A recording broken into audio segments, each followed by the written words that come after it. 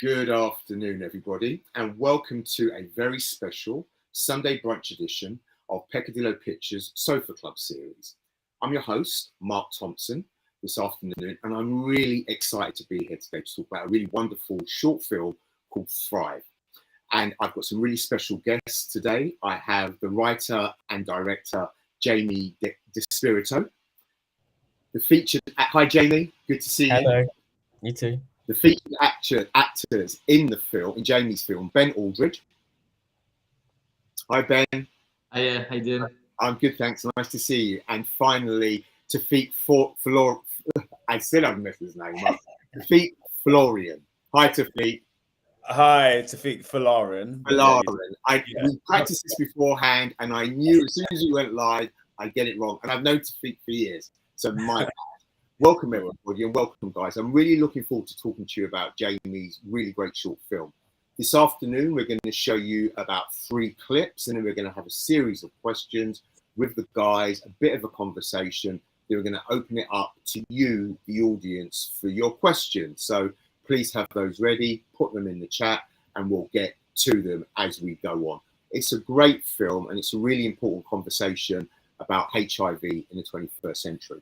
So let's kick off and let's have our very first clip.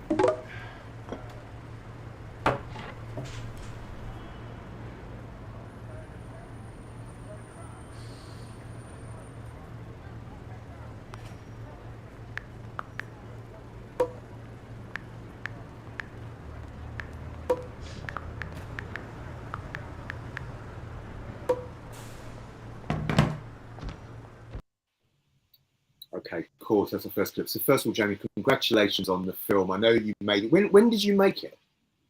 2018. So 2018. Okay, cool. So Jamie, this is my first question to you. Then I'm going to open it up to the guys. You know, with shows like It's a Sin recently, we've been looking at HIV through a historical lens. And I'm really interested to understand what drew you to tell this story about HIV in the 21st century today. And what did you hope the outcome would be?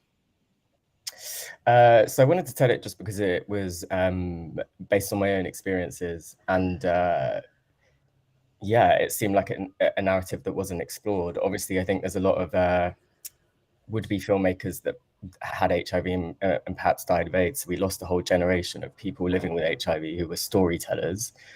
But yeah, I just didn't see anything on screen accurately portraying what it was like to be living with it and exploring it authentically, you know. I think there is a space for historical stories because actually I think It's a Sin is the first UK like fictional story of the AIDS crisis. Actually, I could be wrong there and you're probably going to correct me, but so I think there is room for like the historical story, but also that for me I wanted to tell a current story. Yeah. Okay, and I really appreciate it because, you know, those stories of people's experiencing with HIV today are very, very relevant. Ben and Taofique, what motivated you to get involved in telling this particular story? I'll go to you, Ben, and then straight on to you, Taofique. I think I don't think I'd ever played a gay character on screen at the time. And that felt like something I really wanted to do. I played mostly characters that didn't share my sexuality, and it felt like quite a kind of emboldening thing for me to do, and at the time, and yeah, I read it and was a little scared by it and very intrigued by it, and yeah, was really drawn to. I knew that Jamie was putting together a mostly queer team behind camera as well, and yeah, the story I just found really interesting, and yeah, that's kind of why I jumped on board. Great, thanks. And Taofique, what about you? What motivated you to be part of this? I'd say a few things really. First and foremost, like his story, the character story that I play is very close to my own, so that really inspired me. I've done a lot of work in like the sexual health arena and within the gay community itself, so that kind of drew me to it as a way of like kind of colliding my two worlds together to be creative.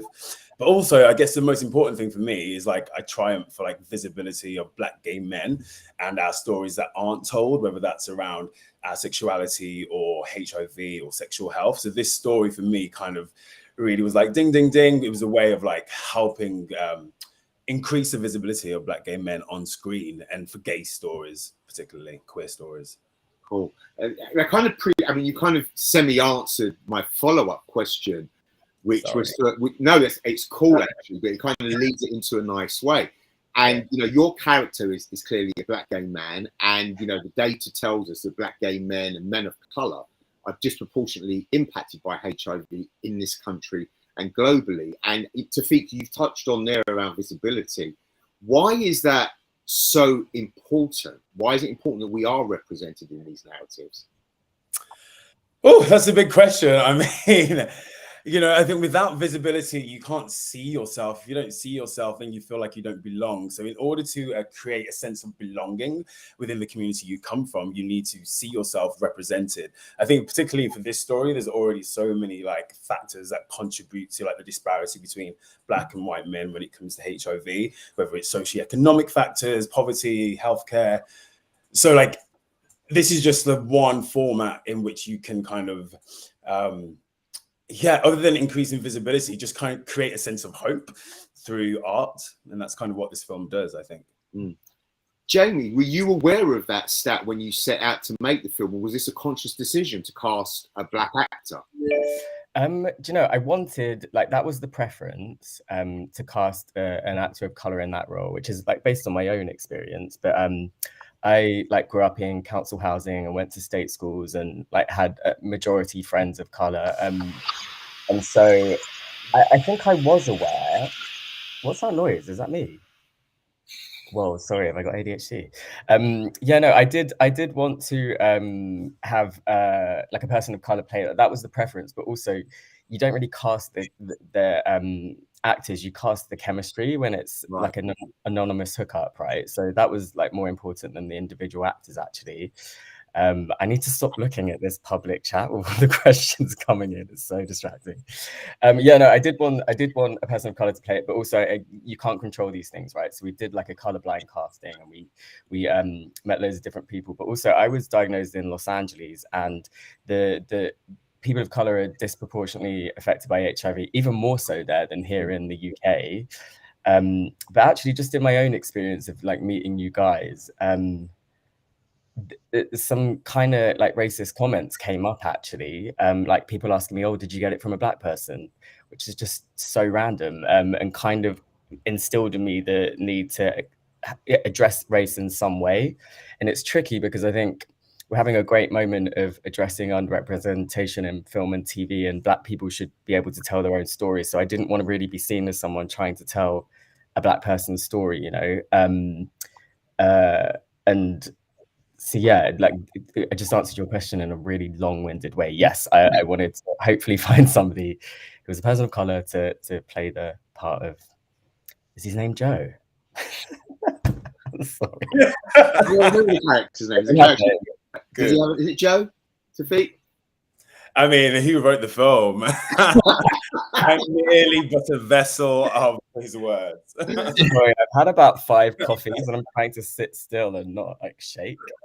And what has the reaction been like? I mean, you said the film was made in 2018. What has been the response to the film been, Jamie? Honestly, I tried not to really engage with the response, if I'm honest. Obviously, when you go to festivals, there's a response, and the festivals there was quite a nice response. Outfest, which is like kind of the major queer film festival that's sponsored by HBO, they were like quite active in saying to me, "Are you coming to the festival? Are you going to be here?" And it kind of made me think they want me there for a reason, you know. And we ended up winning their like major award that qualifies the film for the Oscars. So I guess like on the festival circuit, there was a nice response. And also at Outfest, because there's like a lot of like, it's like the center of Hollywood, there's a lot of queer people there. I did have, Mark, you'll know a lot about this actually, and you, Taofique, you know, a lot of people within the sexual health community can kind of offload onto you quite a bit. And so I had quite a lot of people coming up to me and offloading onto me about their own issues, and they've just been diagnosed. Some people, and all of the stories are moving. It's like an innately dramatic experience. But also, like, I just wanted to have fun with my new filmmaker friends at a festival, and it's quite a like big experience, you know. So I had to put boundaries up. But to answer your question, God, I'm bad at this. The response has been quite nice. There were for my career as well, you know, commissioners wanted to meet me, Film 4 and like a few other places based on it. I do think there's like a bit of I guess like there's still people are a bit scared of sex in film, aren't they? And so I feel like I mean, if we're talking about, if I'm going to be really gross and talk about, you know, the BAFTAs and all these like big awards, I feel like the film would have done better if we didn't have a sex scene, which was never going to happen. It was always going to have a sex scene. But I do think people are a bit scared of sex. And I guess when you're like diagnosed with an STD, there's no way you can explore it without that. But I'm digressing loads now, so should we move to something else? No, that's great. No, thank you very much. I mean, I'd really encourage people to take a look at it, and I think it's an important conversation outside of the film circuit and can definitely be used in sexual health. So let's move on to our next clip, which is talking about HIV medication and disclosure. So let's roll the next clip, please. I saw your meds, by the way. The cod liver oil? Nope. Your meds.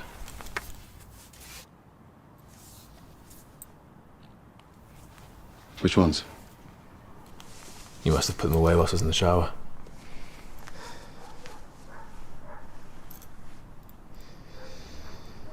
Are you HIV positive?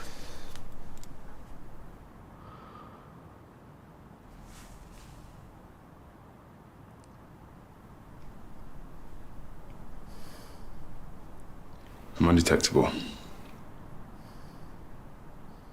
That means I'm not infectious. I can't pass the virus on.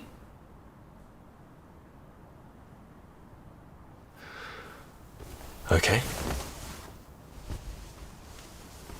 Sorry I didn't tell you before. I get it. You're scared of people rejecting you.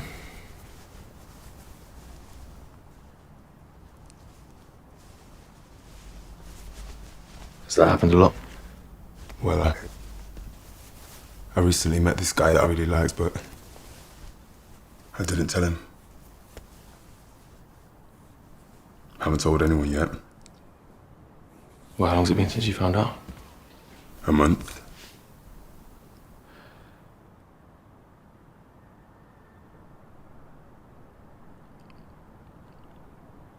Do you know who gave it to you? Yeah. Thought it was negative.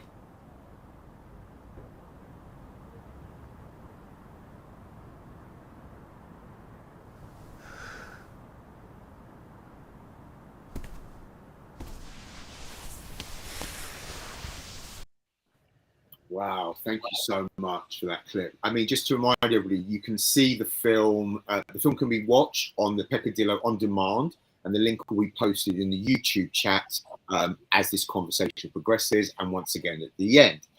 So, I mean, I thought that was a really beautiful scene. It was warm and it was tender. I mean, Taofique, you were so vulnerable in that. It was such a lovely performance. And Ben, the way you kind of just held that space.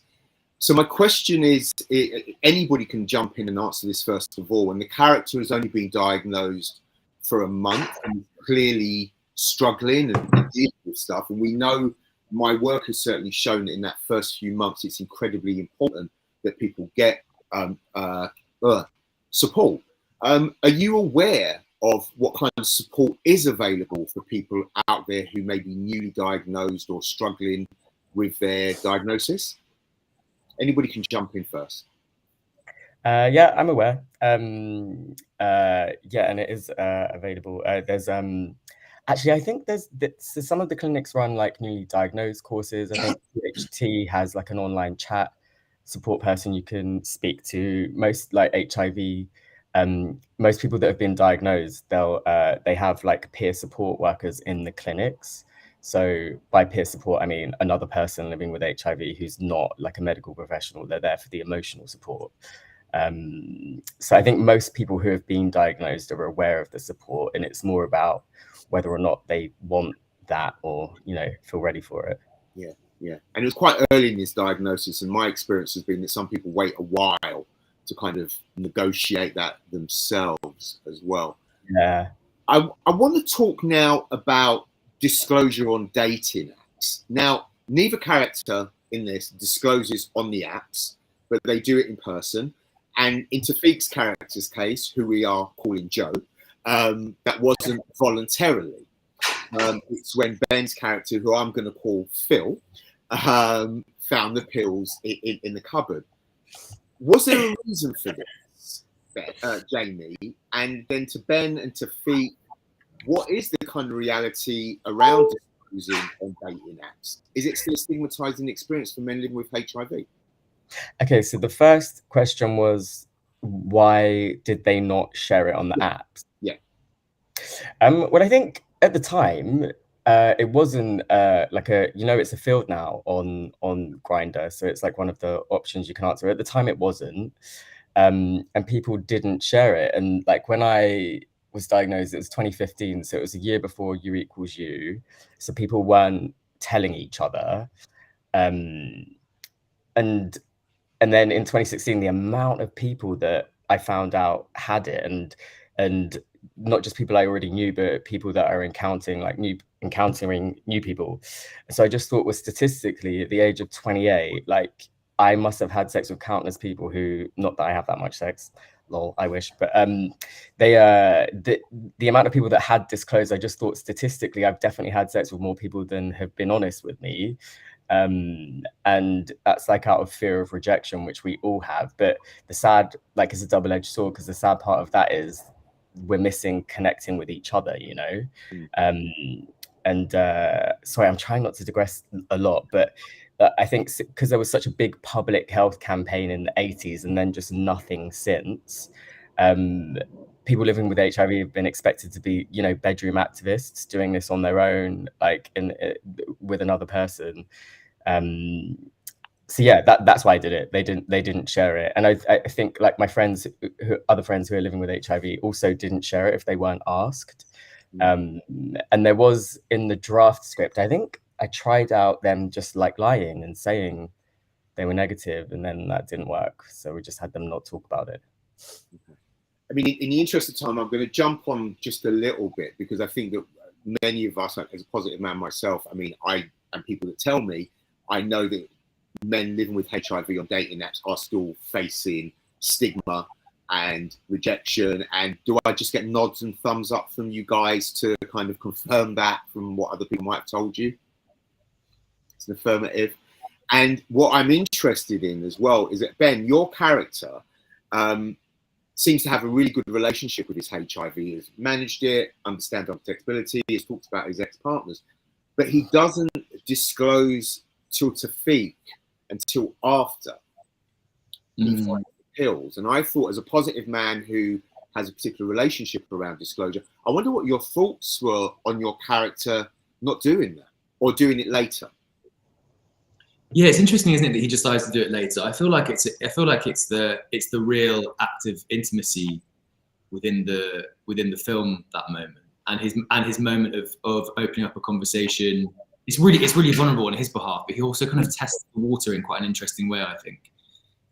Before that embrace, you don't know. He's called Alex, by the way. Alex. You don't quite know Alex's reaction to it, why he's asking those questions, and then I remember first reading it and thinking that was a really it was a surprise to me that that's the direction of the story, the story. And that's where I think this even though they've just had sex, that's where I think the film becomes its most intimate, or a different kind of intimacy, like an emotional and vulnerable intimacy that doesn't always happen in hookups. And I don't know, Jamie, maybe you can answer why Alex doesn't decide to disclose before that moment, even though he seems to have a much more kind of accepting attitude, or is further along. Yeah. Well, it's funny because, like, Mark, you're using the language disclosure, and like amongst my peers, like, we don't use that term anymore, even disclosure, because it's got like negative connotations, you know. Not to be patronizing, apologies if that like offends you at all, but yeah, we just don't say disclosure anymore because it's got like negative connotations. We kind of just say, did you share or did you not? And writing, like, trying not to sound cliched, but you kind of, when you're exploring a character, you kind of you take them on their like psychological journey, right? And if it's based on your own experiences, you kind of see where you need to get to. And I guess the logic of being undetectable and not being able to pass it on, it's like, well, why do you need to share it?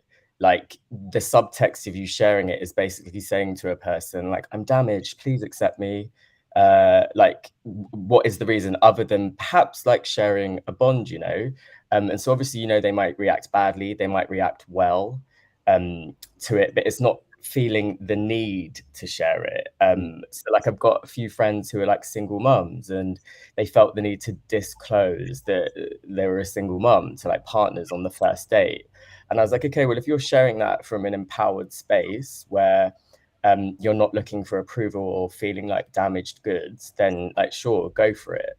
But I think when we get to a point where there's no need to share it, that for me is true acceptance, you know? So even on Grindr, when they ask people to put their status, I don't know how helpful that is. I think knowing your status is important, but it's all about self-empowerment, you know? And if you're taking PrEP, like, you're taking care of yourself, you know? And the whole logic of HIV is so skewed because, and it's why infections were rising for so long, because the whole logic of it, we were so afraid of it, we were approaching it in the completely wrong way, that only people passing it on are people that think they're negative. Like, no one who's undetectable is passing it on, but they're the people that are experiencing the most fear, you know? So yeah, that's why I had him not share it, because he accepts that there may be good and bad responses, but he knows he's never going to pass it on to anyone. He would never want to, because he was negative at one point and wouldn't want to put somebody else through that. He also knows he's never going to pass it on. So if someone has a bad response, it's on them. It's not on him. Like, he's dealt with it. No. I mean, and the thing is, I mean, I think, thank you so much for that brilliant point. And I was kind of being a little bit devil's advocate, because I use the word disclosure for shorthand, but for years, in my work, I have been moving away from disclosure. And I think what that scene really demonstrated strongly was the notion of talking about our HIV. And clearly, these are two men talking to each other about their HIV at a point in their relationship, which is fine. And I think that's the part when I said around my relationship with disclosure, it's about, it has evolved. So thank you for that. And I think it's a very, very powerful scene. We're going to move on to an ad break now, and a quick trailer for forthcoming Peccadillo release, Boys on Films 23. We'll be back in a moment.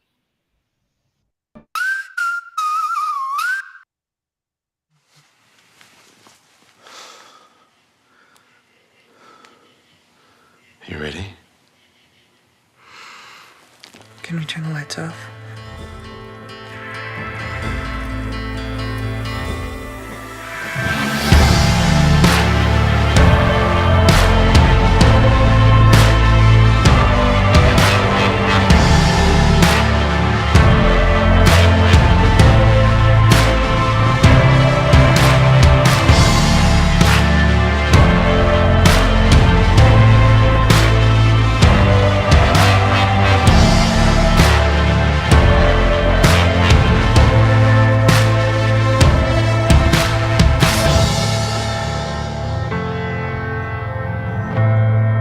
just wanted one night.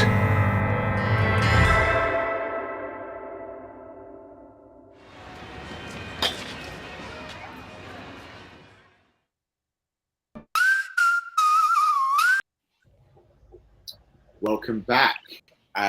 Please look out for Boys on Film 23 at Peccadillo Pictures. Be with you very, very soon. Right, we've got our third and final clip, which is entitled A Modern Day Diagnosis. Please run the clip. But sometimes I imagine how much easier it would be if they just didn't call it HIV anymore. Why? Because we have to carry the whole history of it. How else would they tell you? Well, sit down and I'll show you what I mean. Okay. So, forget when you were diagnosed, if you can. I'm going to give you your diagnosis how it should have been done. Okay. Right, so, Joe, we've got your test results back. And you've caught a certain virus. Okay. But we're going to give you some medication that should stop the virus from spreading and also stop you from passing it on to anyone else. Now, you will have to take a pill every day for the rest of your life. But other than that, your life shouldn't change too much.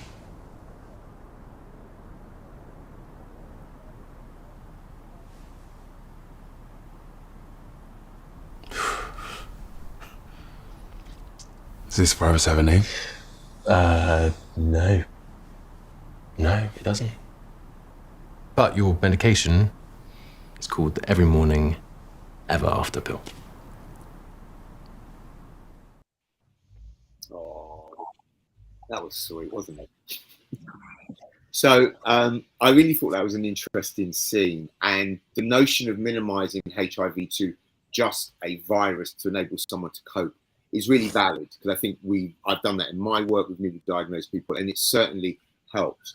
But I just wonder, and to be a little bit provocative, is there a danger that this might minimize and disconnect us from the history of HIV, the impact it has had on queer communities, and really importantly, the reasons that some people acquire the virus? So lack of access to healthcare, lack of access to testing, homophobia, racism, etc. So I'm going to start off with you, Taofique, because you were the person that received the diagnosis in the film, and just, it's quite a big question, but what are your thoughts on that? I don't think it is possible to disconnect the history to where we are today. We have to keep on moving forward, right? So, but it's really important to acknowledge the history. But I feel like as someone living with HIV today, you don't really want to also have to carry all the burdens from before. Yes, I've learned a lot from it, but then that's like, if anything, just kind of giving me a little fire underneath my feet, under my heels, my butt. So yeah, for me, it's never been possible to disconnect. But the only way that I feel like we can continue to move forward and grow and change, and even just like how Jamie was saying, change the language around HIV, is through learning. Otherwise, we have nowhere to come from, nowhere to move from. But like HIV is still a major concern today.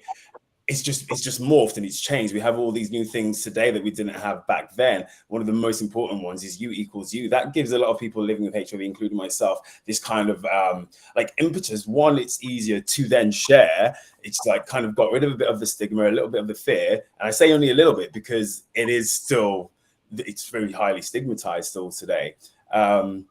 But the history is very important for me personally. And I think it's very important for the growth and how we move forward with HIV, whether it's preventions or whether how we put it into language and sexual health arenas. It's crucial, if anything. Thank you, Jamie. I'm gonna just like spin that question of society, because Taofique has looked at the history. I think it's a really valid point. But let's think about some of the reasons why people acquire HIV today. So lack of healthcare. So is there, where do we have that conversation? Well, I think, I guess I kind of still have to answer the question before to even answer that one, like lack of healthcare. I think like it's impossible not to know the history of it. Like most people know it. Maybe they don't know the nuances and they won't know as much as we do. I think part of the problem is that there aren't enough historical stories exploring the AIDS crisis. And so for me to come along with like this updated narrative is like, okay, well, there aren't that many of the history to begin with, right? But access to healthcare, I think that's a bigger issue in the US than it is here. And by access to healthcare, there's like literal access and barriers to access, like cost, right? But there's also cultural barriers to access to healthcare, you know.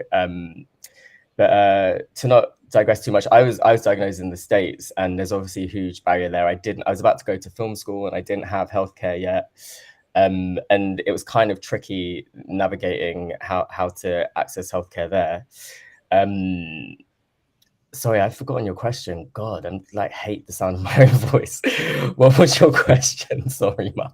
It was just thinking about how do we, I think you both kind of answered it, so I'm going to come to Ben, see if he has any thoughts. But it was, do we run a risk of minimizing, but when we minimize it, do you run a risk of minimizing the stuff that goes around?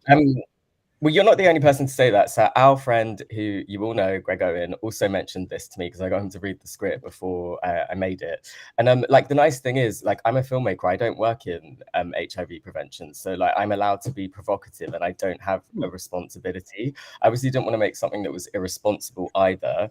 But no, I think we're also aware of the history, and I think actually if we knew a bit more of the nuance of the history, we'd be a bit less afraid. But I think we're also aware of the stigma. And we're also afraid, or at least were, that I needed to be provocative with the film and get people to try and consider it in a new light. And it's never going to be changed. You know, I'm not like a policymaker. The name will never be changed. So no, it was more just about being provocative, you know, getting people to more than anything. I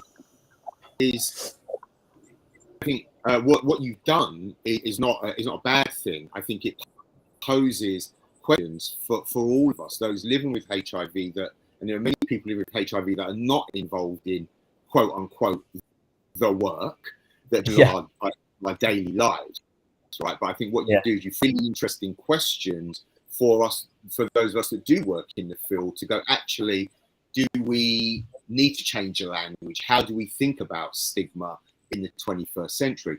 Ben, do you have any thoughts about, because your character does this really lovely thing, getting Joe rethink and to reimagine his HIV. How was that for you? And do you have any thoughts on that?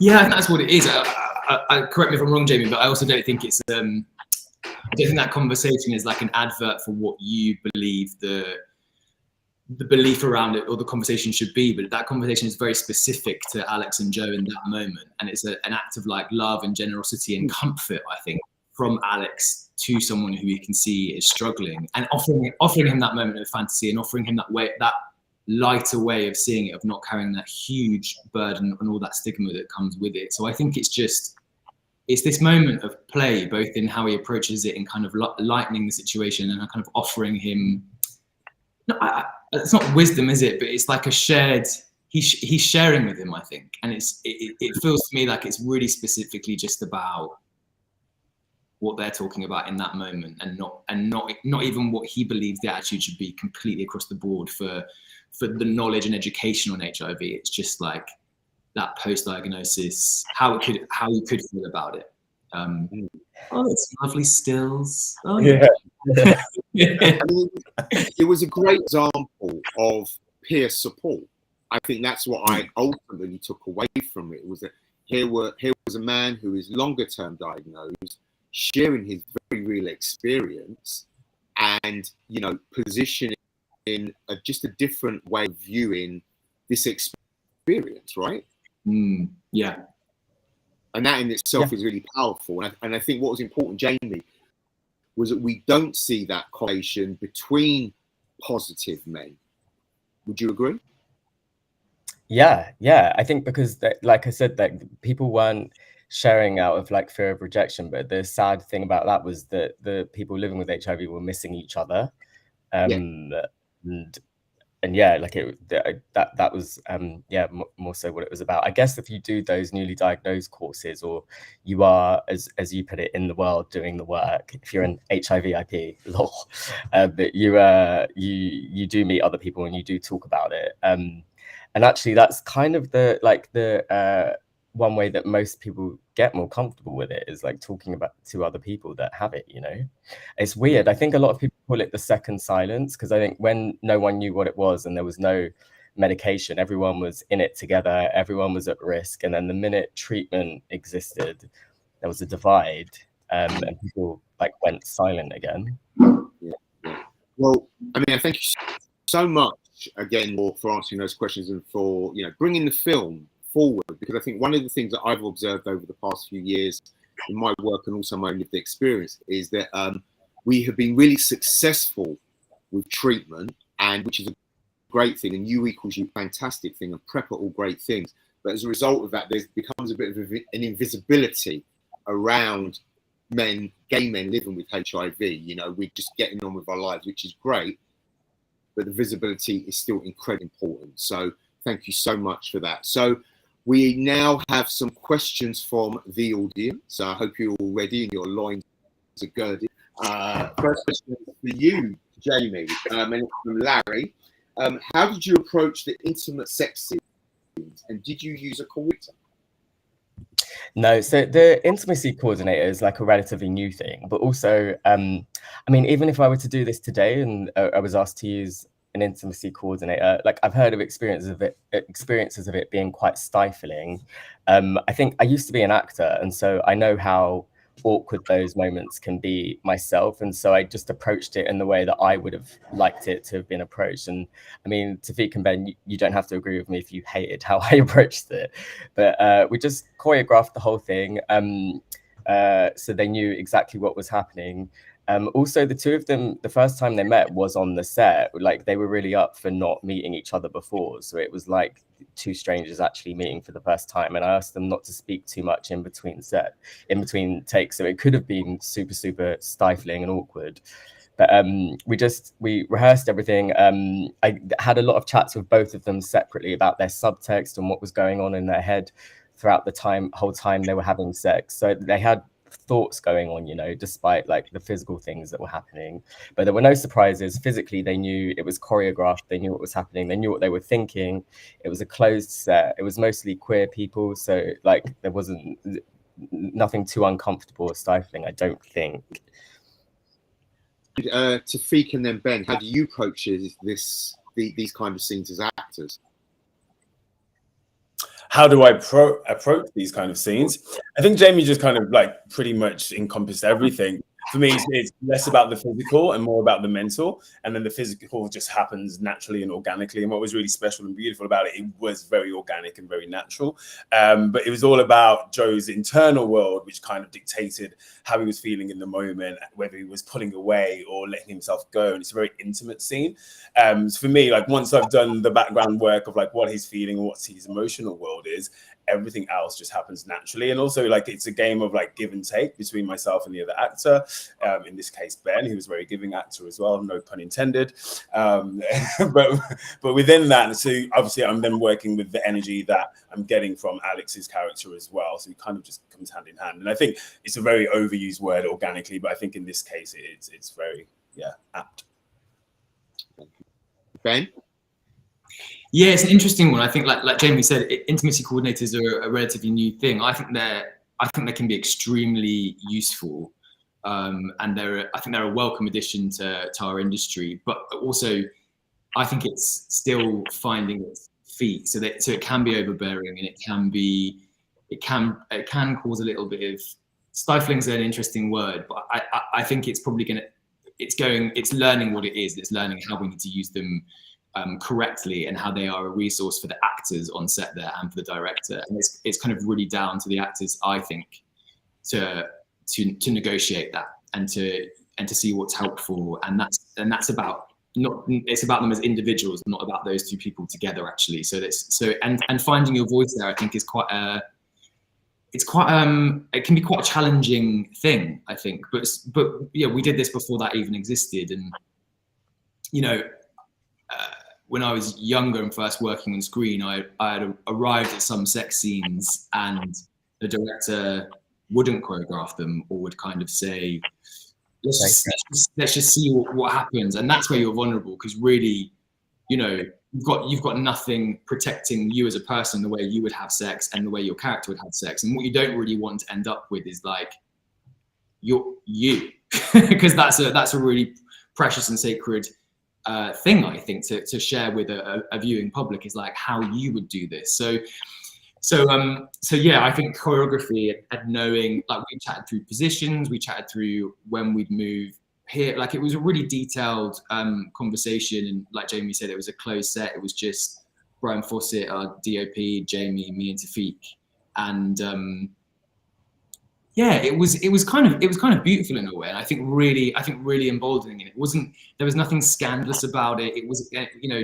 like Jamie said, he'd really talked us both through our inner world, and emotionally what was happening for both of us in that sex scene. And that really meant that it's such a key part of the film that it didn't just feel like a physical act. It felt like a story. It feels like it's a scene in itself, you know. It just doesn't happen to have dialogue.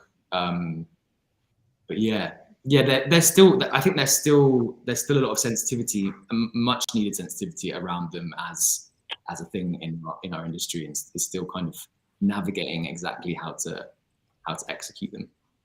I think a lot of directors' backgrounds are in like lining up shots and, you know, like plot points and everything else. And I think if you come from an acting background, like the chances of you like not handling something like that sensitively are just less. I also, when I was an actor, had to do sex scenes, and actually I didn't really care because it was mostly straight. And I was just like, cool, let's go for it. Like with the girls, but then they were super nervous actually. Maybe didn't know I was gay somehow. And they were like super nervous. So I felt sorry for them and would like console them for having to have sex with me. But yeah, no, I think a lot of directors they're not like they just line up shots, you know, bish bash bosh. They're not really about the emotional journey of something. I will say, if memory serves, I think I felt more vulnerable. I'd shot all straight sex scenes before this, and I felt more vulnerable about this, I think, because I was connecting to a part of me that felt more real, that I'd never shared in front of anyone, you know, particularly not on screen. And so I think it did feel kind of, I definitely felt more vulnerable going into it than I would a straight sex scene. I just felt much more on show and much more visible. But at the same time, I think that it really, yeah, I've said emboldening quite a few times, but making this film really was an emboldening experience for me at a really kind of pivotal stage in my personal life and kind of career as well. So I was very thankful to do this film at the time. And I think, it was an amazing thing to not meet each other. We had not met each other before opening the film begins, or it doesn't begin, but when Alex arrives, it's Joe opening the door for the first time. Me and Taofique hadn't met yet until we got to film, which was quite like an interesting method-y kind of experience. And yeah, it was a really beautiful thing to make. I would have felt so much more vulnerable doing a gay sex scene as well, actually. So I think I was projecting onto you two, and I'm glad to hear it was accurate. But yeah, like I was like, I would feel so vulnerable doing this, so let me just handle it as if it were me. But also, slight digression, but it's kind of analogous. I was recently watching that reality show, I Kissed a Boy, you know, the like kind of gay Love Island. And I was ready to hate it and all of the people on it, but I realized how much more I'm invested, like just because they're gay. And I was like, oh God, yeah. So sorry, just random observation, but I feel like it is slightly analogous. You just invest more when it's your world. It's funny, like trying to get other films made now. It's really good. The BFI, like one of their things is a diversity quota that you have to meet. So proving your intentions to have a diverse cast and crew for both like sexuality, race, gender.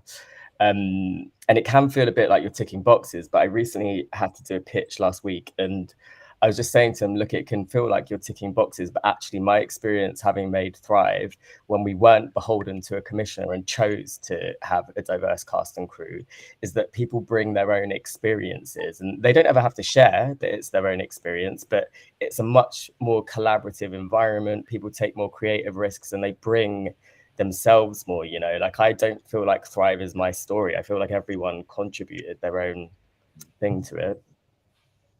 Sorry, the coffee's kicking in. Yeah, I think we've got time for maybe 1 or 2 questions. So Jamie, this is for you. It's very minimal use of music throughout, and it's just at the end. Was this a conscious decision? And this Ollie? Yeah, like I'm really, I think I'm really sensitive to sound, and so whenever I like watch a film that's got too much music, I know they've got designs on me. I'm not going to mention any names, but you know, when you hear the score come in before the person cries, and you're like, just let them cry. If the film was doing the work, like, you wouldn't need that soundtrack. I feel like a lot of films are guilty of that, like trying to make you feel a certain way. And I'm like, if your performance didn't get me there, I'm not here for it. So yeah, I did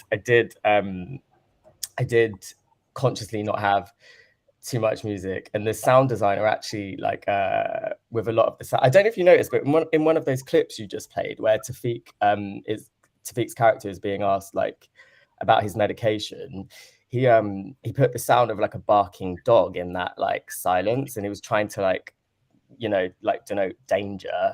But the sound designer was constantly throwing loads of little things like that in there and testing me to see if I knew and heard stuff. He put some music in, some score, and I was like, what are you doing? So he's like, oh, I didn't know if you'd notice. But yeah, no, it was a conscious decision with the sound. And like my favorite filmmakers, they also they're not too heavy on sound design or overproduced sound design, I should say. Well, that leads to a very, very final question. You've probably got about 10 seconds to answer this, Jamie. There was a comment from Christine who said she absolutely loved the film, so thank you for it. But this final question is, there are lots of films around HIV are sad, but yours was very hopeful. Were there any films that you took inspiration from in order to change the narrative around HIV in the cinema? Got 10 seconds, go. Yes, it was the film Weekend by Andrew Haigh, a Peccadillo film. Yeah, just like making sure it was nuanced and balanced, so acknowledging the history and the sad stuff, but also being hopeful at the same time, not sanguine, just, you know, balanced. So Weekend, Andrew Haigh. Right, great. And Taofique and Ben, I've got a couple of seconds for you to answer in your performances, or anything, any films or any kind of performances that you took inspiration from for your characters in this film. I think probably also Weekend and Looking, another Andrew Haigh led project.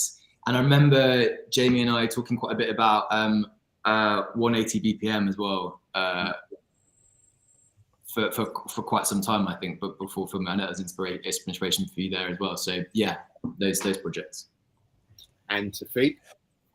Quickly, I wouldn't say anything gave me inspiration for the character. I drew all my inspiration just from the writing itself and the actual picture. But then there's loads of beautiful films out there that kind of inspire me as a person, as a human, as someone living with HIV, including 180 BPM as well. Great, thank you. So we've got one final question, which is apparently a fun one. So they're online, they're hooking up. What are your favorite pickup lines? Question, my job is to answer. I've got a part. I don't really remember the good ones. I always remember the awful ones. Like, some guy was trying to chat me up recently on Grindr. He said such a niche thing, but I feel like it's apparent for here. He was trying to chat me up here, and he said, "Are you like normal height? Are you like really short, like Xavier Dolan?" Which is so interesting. Like, what is a hook up? Weird. Cool. Are you really short or short like Taofique? Hookup lines. I don't think I've used a hookup line for a very, very long time. I don't know. It doesn't have to be your own. It could be one that somebody's thrown at you. You know, I don't really get hit on either. Like, I'm really bad for this. I have a beautiful partner though, and he's amazing. I don't remember what his line. It worked, so here we are. Ben. Don't get hit on. So recently had an experience where I was on a line bike and someone pulled up to me and was like, "Should we race on our line bikes?" And then we raced for quite a while on our Linebergs and had a chat, and it turned out he was gay. So I was like, that was. It was so misleading, really misleading. Right. Yeah, don't get hit on. Didn't even get hit on in that case, so it's quite depressing. Well. All right, What about you, Mark? What's your best line? Yeah, Mark. Come on, what's my yours? best line? I'll keep you guessing. All right, that's the line. Good. That's the line. Yeah, keep you guessing. Guys, thank you so much for taking your Sunday with us today. It's been a pleasure to talk to you all. Good luck with all your future endeavors. Jamie, thank you once again for bringing this conversation, this narrative to the fore. As I said earlier, one of my comments, I think it's really important that there is visibility around those of us that are living with HIV for a multitude of reasons. So thank you so much, and thank you guys for it. I want to say thank you to the BFI for their continued support for the second season of Peccadillo Sofa Club. The Sofa Club will be back next week featuring a South African called A Bloom, which we will be discussing with the director and the cast and the group. My name's been Marc Thompson. It's been a really wonderful conversation. Enjoy the rest of your. Thank you.